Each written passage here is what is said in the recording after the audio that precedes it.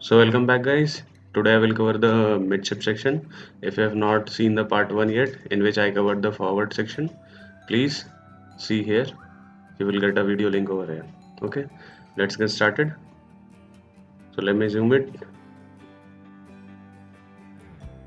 First, let me clear your doubts of draft, UKC and freeboard. Okay, let let us consider that here is a line and that line is a seabed. Okay, so from the seabed to the keel, this under this region is called the keel of the ship. Okay, this is called the keel of the ship.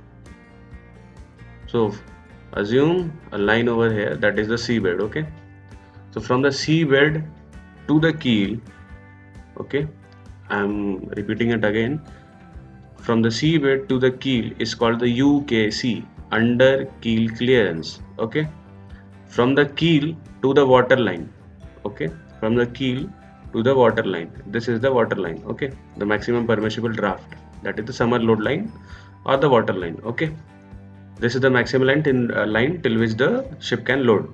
Okay, I will take it as a water line. So from the water line to the keel is called the draft. Again, from the water line to the keel is called the draft. Okay, so from the water line till the rigid continuous deck.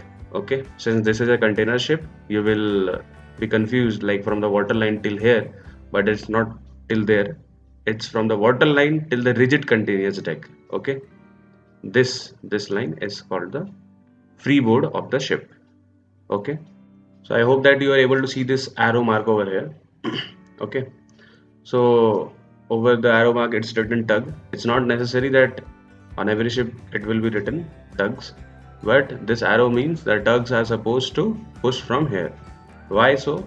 Because either the web framing or longitudinal or the extra standing material is used over here, or the plate is a bit more thicker when compared to over here or here. That's why the tugs are supposed to push from here. So the next thing you are able to see here, a cutout on which it's written pilot, no tugs. Okay, it's written pilots, no tugs. So what is this? Since this is a this is a mega ship. Okay, this is a very big ship, approximate 400-meter ship. So the draft is also 16-meter. For a pilot to board such a huge ship with the help of that pilot ladder or a combination ladder, it will be a very difficult task. Okay, so this door comes into the play when the pilot is supposed to board the vessel. So the crew members open the door, the pilot boards from this door. Okay, this is a watertight door. Okay, this maintains the watertight integrity of the freeboard. So let's move to the another section. So here you can see another pilot door.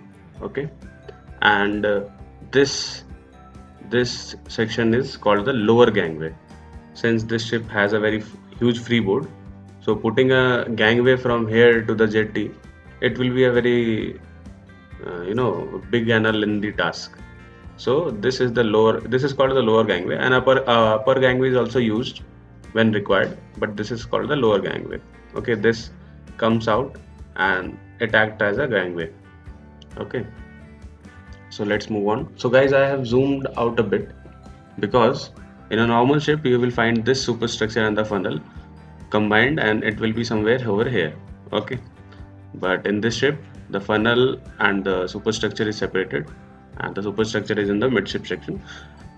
So let's discuss on it. So from here, this white structure is called the superstructure. Okay, this has the accommodation, the bridge, the galley, and the store, sometimes the bond store. So let's start from the top. Okay, this is the mast, main mast. These are the two radars, the S band and the X band. So these two are the different satellite signal receivers. These are some certain other antennas.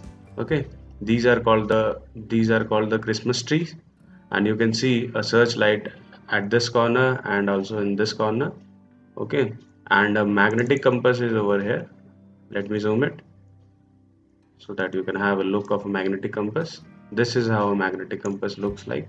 This whole area is the Monkey Island, and beneath it there is the bridge. You can see the bridge is there. Okay, so this is the side view of the superstructure. You can see the IMO number is embedded over it. And this is the searchlight what I was talking about. This is how a searchlight looks. Okay, and here are some other satellite receivers. So let's go inside the bridge and have a look.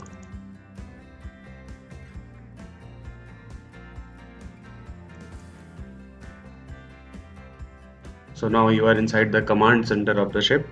Okay, here you can find all the required navigational equipments. It's not shown over here, but the radar, the ECDIS, the GMDSS, and all other required equipments are kept over here.